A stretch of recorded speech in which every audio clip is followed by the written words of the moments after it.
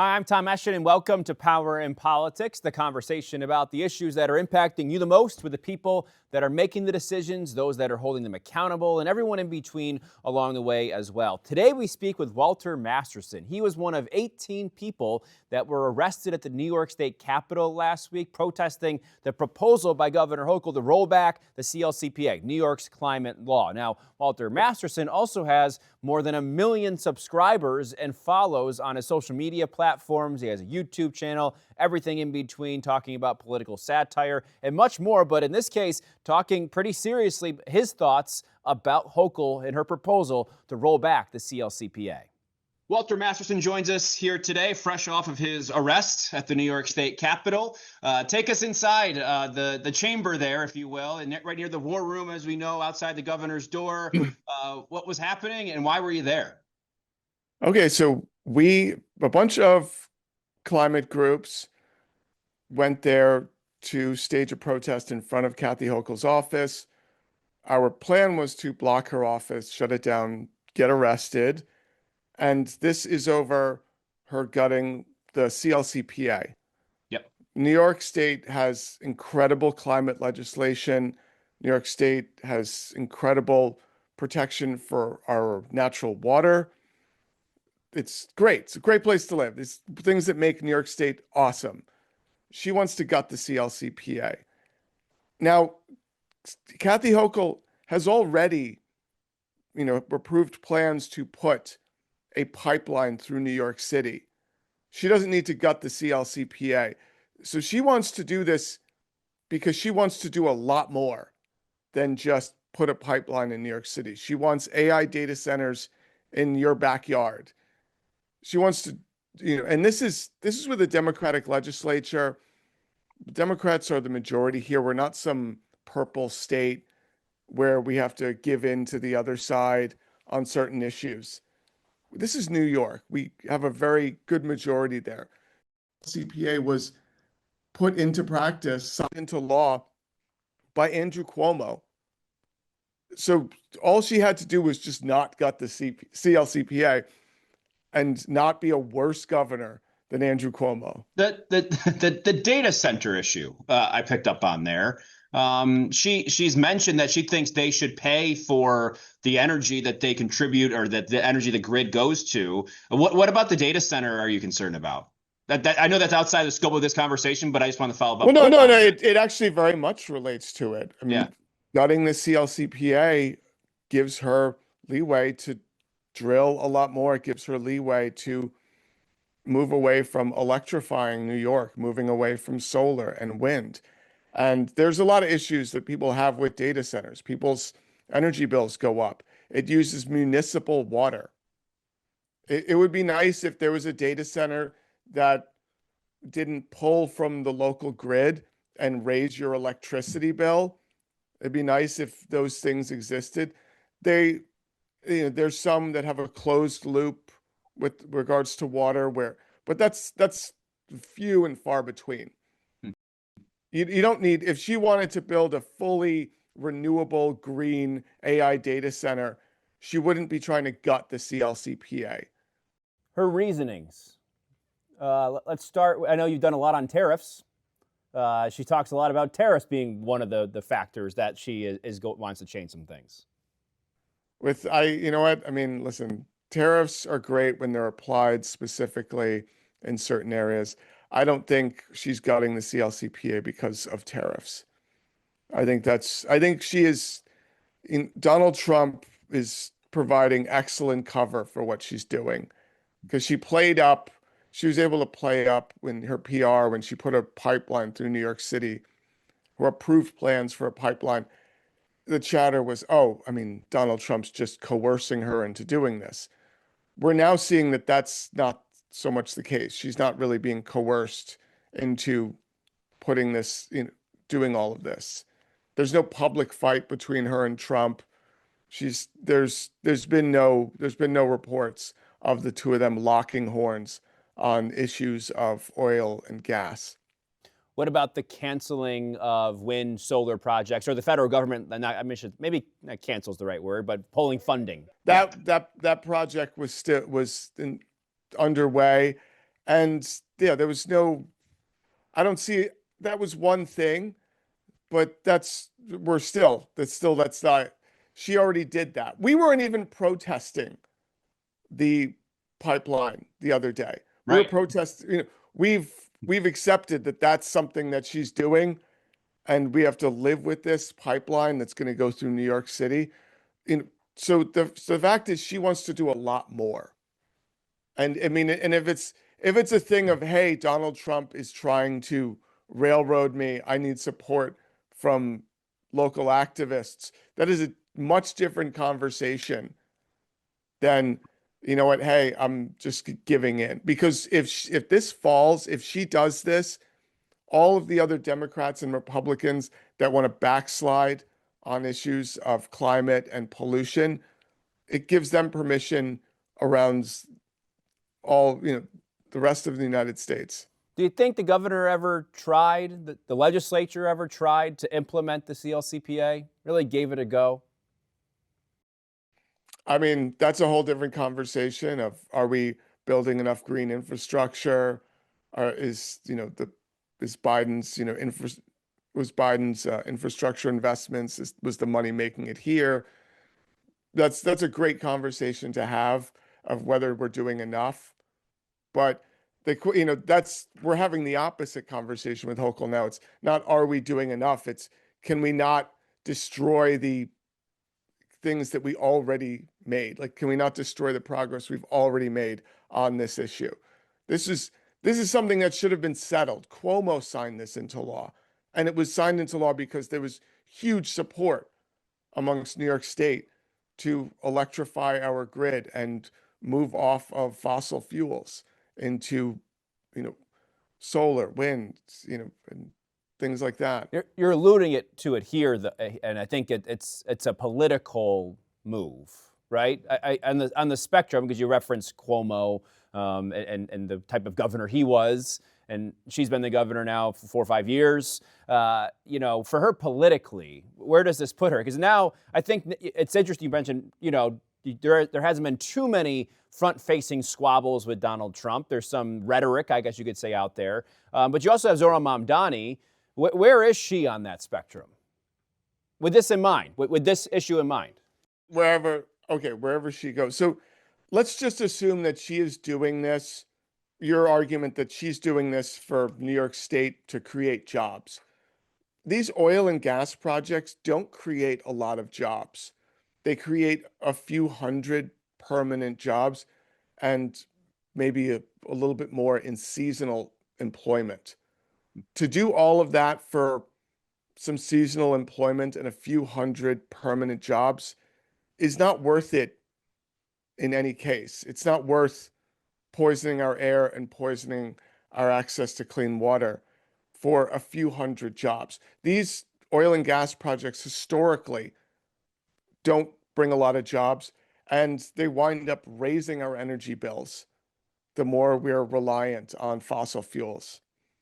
The cheapest way is through renewables, and that's the one area of, that's going to get us cheaper utility bills and not relying on, another pipeline coming through our state. Do you think the governor then is acting more like a Republican than a Democrat? Absolutely. She's behaving like she's acting like we're in a red state with a, Republican majority. So what's the majority, who, as we know, have been Democratic supermajorities, and are, where do they fit? Because they should have, and we talk a lot about the governor's power and the budget process, what have you. What should they be doing? Because you were outside the governor's office this week. Yeah, there were some people from the legislature and local politicians that did join us, and that was admirable. And more people need to jump onto this, but because I think some legislators came by, they heard about this, go, oh, cool, climate, and they saw our signs that said, Hochul is Trump's favorite Democrat, and they said, okay, great. And they heard us chanting Hochul and Trump, what's the difference? And they were like, oh, I'm out. and they just kept walking because this meant they would be taking Kathy Hochul head on. And I don't think enough legislators want to do that, There were unfortunately. There were 18 of you who were arrested, I believe. Is that enough? No, that's not enough. Not enough of us showed up that day. I mean, there should be thousands. There should be people from across the aisle, across political spectrums. When I talk to people that are MAGA throughout New York State, they definitely don't have any lost love for Kathy Hochul. And when I posted this, there were people that normally bash me that are MAGA that instead, commented, "Oh, good. Yeah, we don't like her, and we don't want AI data centers in our backyard either." There is a very select few people on the internet actively defending AI data centers, and that's one of the issues wrapped up in this is gutting the CLCPA allows things like data centers, more drilling. And you mentioned the response that you've gotten. I think that now that brings us to the question of who is the audience that the governor is trying to reach, right? At the end of the day, like who do you see that it to be? Because it's not you, right? No. Right? And you just said it's not MAGA, or at least who is it?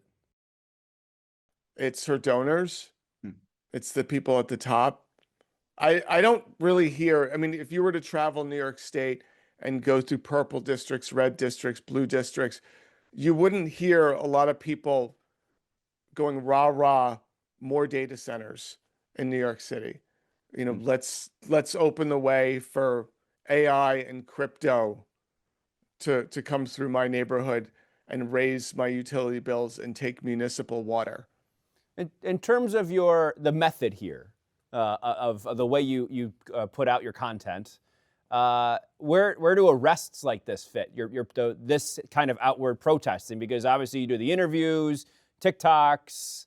Do the arrests do well? Do they do well? You know what? It was a good video, like you said. It was really, really well produced. I mean, it did okay. It's fine. I mean, I could make a video of me eating food and talking about an issue and probably get more hits than that. It's it if I was I don't really get a lot of views off of this. I just felt like this is something to where I wanted to be on the right side of history. I really don't get a lot. I actually gonna lose money from that day. I got a summons, I got a speeding ticket on the way there. So it's a net loss from a business perspective. right. but from a moral for you standpoint, From a It's moral work. perspective, Yeah. yes. This to me seemed like, all right, enough is enough. We'd already heard about her pipeline through New York City, and now she wants to do even worse. I was like, okay, no. I can't. This is, yeah. And more people should be blocking her office and trying to shut down business as usual in Albany if this is the type of business she's on. This is what happens this is what happens in states where power is unchecked. I'm not going to go vote for the Republican candidate for governor in the next election. She knows that, right? So, and that's how she's behaving. She's like, hey, where are you going to go, everyone? I'm all you got. And she's behaving as if no one has anywhere else to go. And there hasn't been enough of an infrastructure to primary someone at the governor's level. right? Because I was going to ask, is that on the fellow Democratic Party, or is that on the GOP to put someone up there that? You know what? That's on the DSA, and there needs to be other organizations to challenge power like this. I don't think I'm on the wrong track here when I say that we have this, duopoly. We have these two parties that disagree on a lot of fundamental issues, but they tend to lock arms on issues like oil and gas drilling, supporting Israel, stuff like that. So they can get together when they want to and make stuff happen. One more question on content, because I think that's people probably are curious about it. Because I do have some substance here. The messaging behind it, like I said, you mentioned the arrest video for business wise might not have necessarily been the best business move. Oh no, terrible. But so when you're doing an interview with someone, what are you trying to get out of that? That's a great question. Not with me. When you're the interviewer, I should say. When I'm on the other side of it, what am I trying to get out of that? Yeah. There's people I like that I interview. I look at them and I say, this is a great person, and I want more people to know about them. I want my audience to platform them, vote for them in the primary. I'd love to use my platform to get good people here that have a populist message, something that is, for the working class, people that want those things, that challenges power. And then there's people who I think are, kind of insidious, that are not trying to challenge power. They're trying to turn this country back around to the Jim Crow days, or they're trying to be very sneaky. And if you'll see, I've pranked and disrupted a lot of Democrat events as well as Republican events. So there needs to be a change in this power structure that we have in this country, and that seems to be the theme, a recurring theme amongst pretty much everyone I speak to. And I get to speak to a lot of people. I get to speak to people at MAGA rallies. I get to speak to people that are at Palestine rallies.